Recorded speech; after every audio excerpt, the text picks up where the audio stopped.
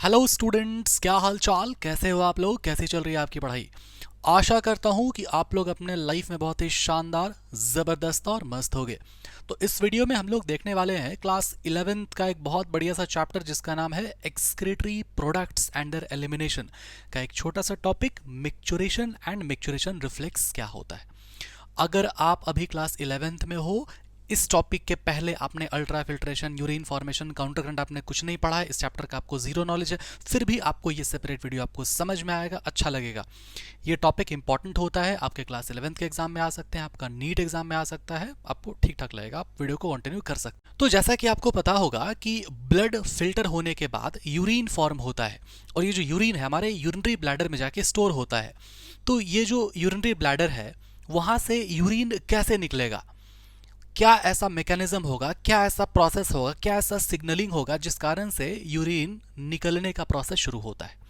Urine के निकलने के प्रोसेस को हम लोग बोलते हैं क्या, मिक्चुरेशन। चलिए अब थोड़ा सा बेसिक बात पे हम लोग फोकस करते हैं। ये जो ये जो आपके सामने दिख रहा है रेडिश ब्राउन शेप का है, जिसको हम लोग क्या बोलते हैं, किडनी बोलते हैं भाई। और ये जो है इसको हम लोग क्या बोलते हैं, यूरेटर बोलते हैं। और इसको हम लोग क्या बोलते हैं, यूरिनरी ब्लैडर बोलते हैं। ठीक है, एकदम ध्यान से हम लोग समझेंगे। जो किडनी है उसके अंदर में कुछ छोटे छोटे से यूनिट होते हैं। ठीक है, कुछ छोटे छोटे से स्ट्रक्चरल एंड फंक्शनल यूनिट होते हैं जिनको हम लोग बोलते हैं क्या, नेफ्रॉन। यही जो नेफ्रॉन है, इसमें जो ब्लड है वो इस तरह से आएगा और फिर ब्लड फिल्टर होने के बाद फिर ये ब्लड वापस चला जाएगा बॉडी के अंदर। तो ये जो ब्लड है जब ये आएगा इसके अंदर में, तो ये जो फिल्टर होकर के जो निकलेगा ना, ये फिल्ट्रेट जो निकलेगा वो यूरिन फॉर्म हो जाता है, और वो यूरिन फॉर्म होने के बाद ये इस यूरेटर के थ्रू ये नीचे आ जाएगा। ठीक है, अब ये यूरेटर के थ्रू जब यूरिन जब आएगा तो इस यूरिनरी ब्लैडर के अंदर में ये फिल हो जाएगा। ठीक है, आप देख रहे हो कि जो यूरिन है वो फिल हो गया यूरिनरी ब्लैडर में। और ये जो एरिया है, ठीक है, ये जो एरिया है जहां से यूरिन बाहर निकलेगा, इसको हम लोग बोल सकते हैं क्या, यूरेथ्रा बोल सकते हैं। अब ध्यान से हम लोग समझेंगे कुछ बात को। तो जैसे जैसे यूरिन फिल होता जाएगा यूरिनरी ब्लैडर में, वैसे वैसे यूरिन बाहर निकलता जाएगा। करेक्ट है कि नहीं, यहां तक आपको पता है? करेक्ट है, सब गलत है, ध्यान सुनो। अगर यूरिन आता जाएगा बाहर निकलता जाएगा तो जीवन बाथरूम में बीत जाएगा। समझ में आ रहा है कि नहीं बात? तो क्या होगा कि यूरिन जैसे जैसे आता जाएगा ना, यूरिनरी ब्लैडर फुल होता जाएगा। यूरिनरी ब्लैडर स्ट्रेचेबल होता है, वो फिल होते होते होते होते एक सर्टेन टाइम ऐसा आएगा जब कुछ प्रोसेस होगा जो कि हम लोग अभी समझेंगे, और उस प्रोसेस के बाद ऐसा फीलिंग आएगा कि यूरिनेट करना चाहिए, अर्ज होगा टू यूरिन। समझ में आया बात? चलिए, तो हम लोग देखने वाले हैं मिक्चुरेशन एंड मिक्चुरेशन रिफ्लेक्स। समझते हैं ध्यान से। ठीक है, आइए इसको थोड़ा सा साइड कर लिए भाई। हाँ, तो आप देखो मिक्चुरेशन का मतलब क्या होता है। ये जो मिक्चुरेशन है ना, इसका मतलब होता है process of release of urine. मतलब वो प्रोसेस जिससे कि यूरिन निकलेगा उसको हम लोग क्या बोलेंगे, मिक्चुरेशन बोलेंगे। ठीक है, और अब ये जो मिक्चुरेशन रिफ्लेक्स है इसको हम लोग थोड़ा सा देखते हैं ध्यान से। The neural mechanism that causes release of urine। मतलब यहां तक हम लोग बस इतना समझे कि मिक्चुरेशन का मतलब होता है यूरिनरी ब्लैडर से यूरिन का बाहर निकलना। और ये जब यूरिन बाहर निकलेगा तो एक नर्वस सिस्टम से कुछ मैकेनिज्म होगा, कुछ सिग्नल निकलेगा।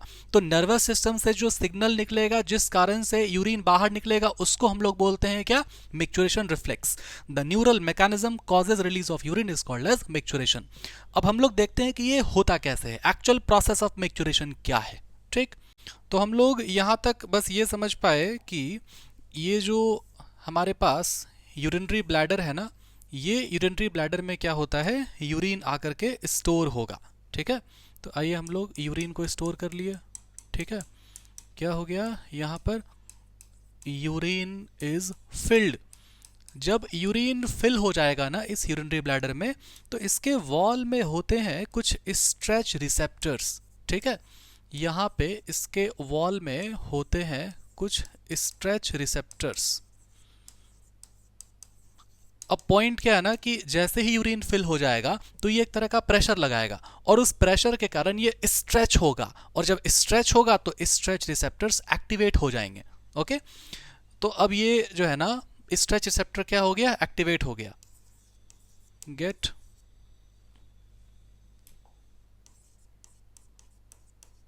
एक्टिवेटेड।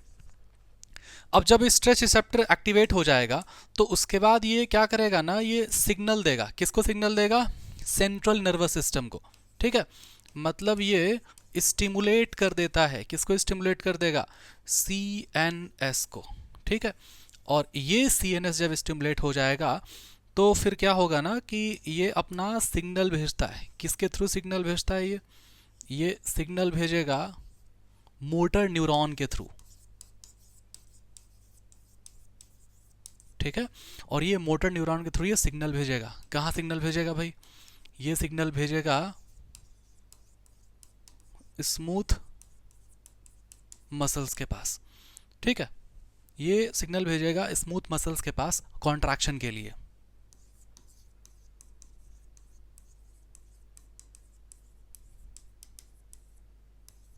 ऑन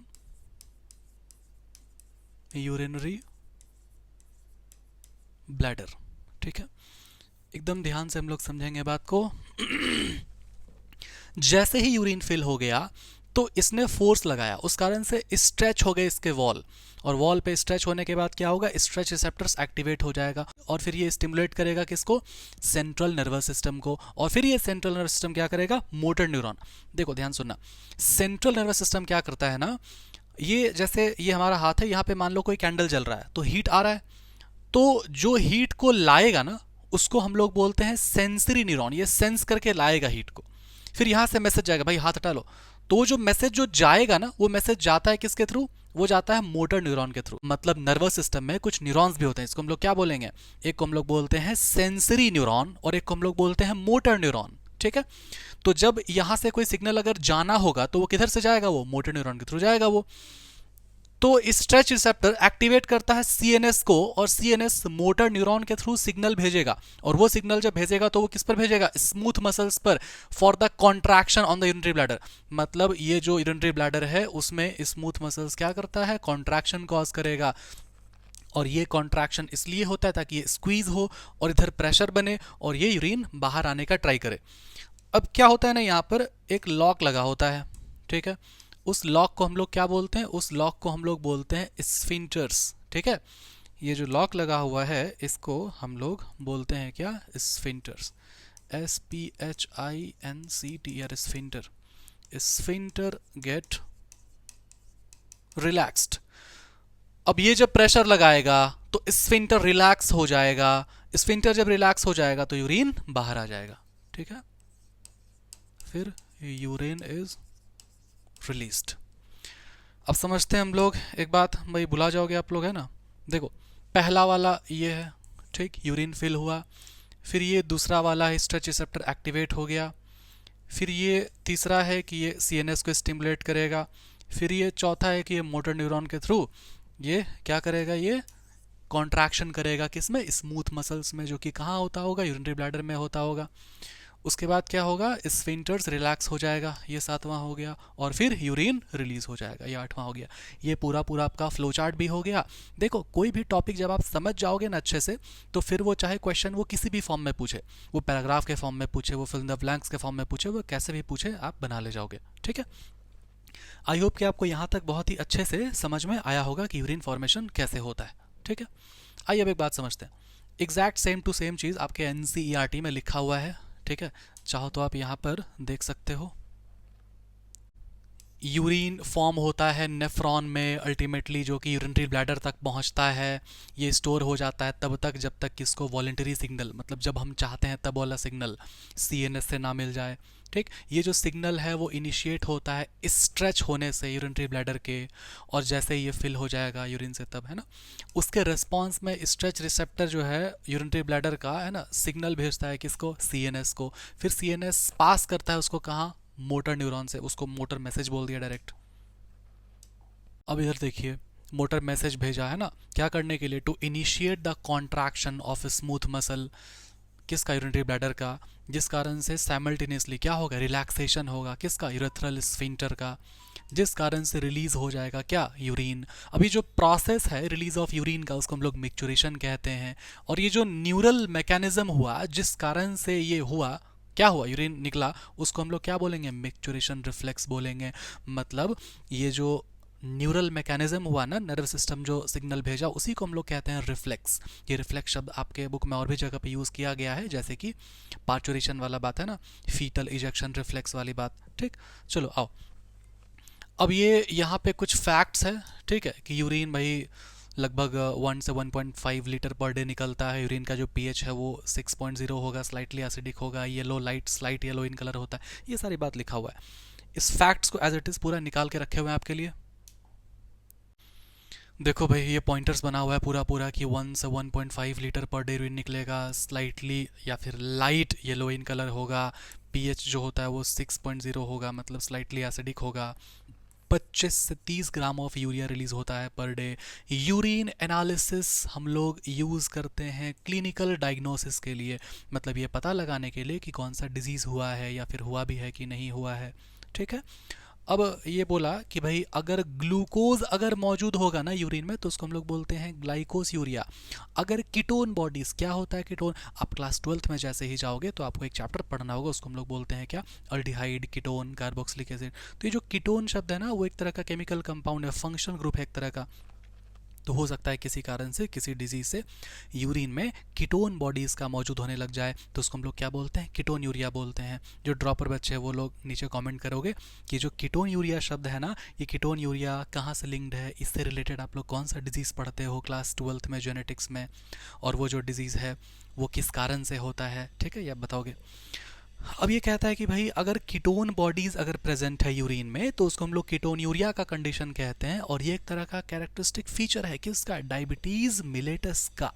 ठीक है, आई होप यहाँ तक आपको समझ में आया होगा। ठीक है, और अगर आप किसी पर्टिकुलर टॉपिक पे वीडियो चाहते हो तो आप नीचे कमेंट कर सकते हो, आपको वीडियोस मिल जाएगा। तब तक के लिए पढ़ाई करते रहें, ऑल द बेस्ट, जय हिंद, जय भारत।